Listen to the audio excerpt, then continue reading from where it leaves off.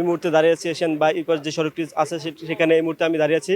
গত 11 তারিখ কিন্তু শান্ত নামের এক স্থানীয় যুবককে এখানকার যে যুবদল নেতা আছে আসাদ ফকির তার নেতৃত্বে পিটিয়ে আহত করা হয়। পরবর্তীতে শান্তকে পুলিশ উদ্ধার করে হাসপাতালে চিকিৎসা নেয়। সেখানে চিকিৎসাধীন অবস্থায় আজ 11 দিন চিকিৎসাধীন অবস্থায় কিন্তু আজ সকাল 9টা বাজে শান্ত মারা যায়। তার পরিবার কিন্তু আজকে শান্তর যে হত্যাকাণ্ডে সেই হত্যাকাণ্ডের সাথে যারা জড়িত আছে তাদের বিচারের দাবিতে কিন্তু আজকে এসে বাইপাস সড়কটি অবরোধ করে তারা কিন্তু বিক্ষোভ করছে। আমরা এখন শান্তর যে পরিবার আছে যারা বিক্ষোভ করছে তাদের সাথে কথা বলে বিস্তারিত জানার চেষ্টা করব। আসসালামু আলাইকুম। আমার ছোট ভাই শান্ত সরকার। আমার ভাই খুন করা হয়েছে, আমার ভাইকে হত্যা করা হয়েছে।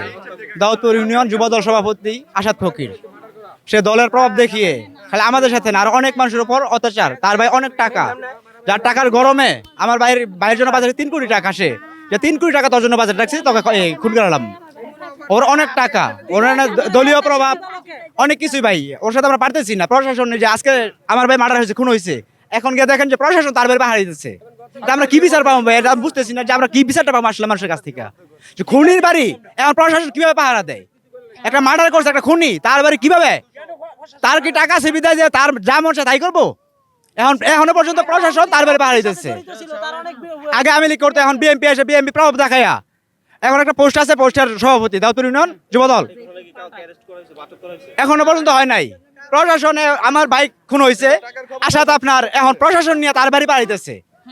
মানে প্রশাসন তার কাছে আটকা, তার এত পরিমাণ টাকা, তাহলে কি আমরা বিচার পাবো না ভাই?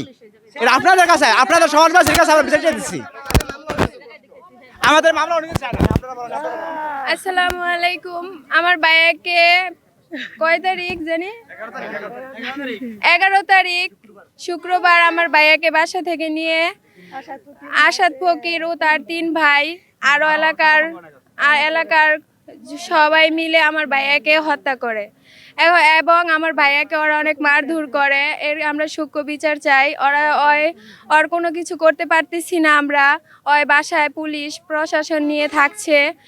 আগে ছিল এই আওয়ামী লীগ, কিন্তু এখন বিএনপি আমার ভাইয়ের দ্বারা সে হয়েছে। আমার ভাইকে জায়গায় জায়গায় নিয়ে সে অনেক কিছু করেছে। এটার বিচার চাই। এখন আমার ভাইয়ের মৃত্যু হয়েছে, এখন আসাদ ফকিরের ফাঁসি চাই।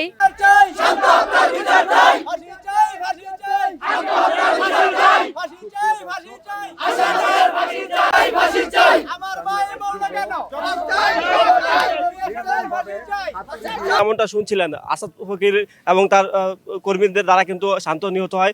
আর সেই নিহতের পরিবার কিন্তু তার পরিবারের শান্তর বিচার খুনের সাথে যারা জড়িত আছে তাদের বিচারের দাবিতে কিন্তু এই বাইপাস সড়কটি অবরোধ করে এখন পর্যন্ত বিক্ষোভ করছে।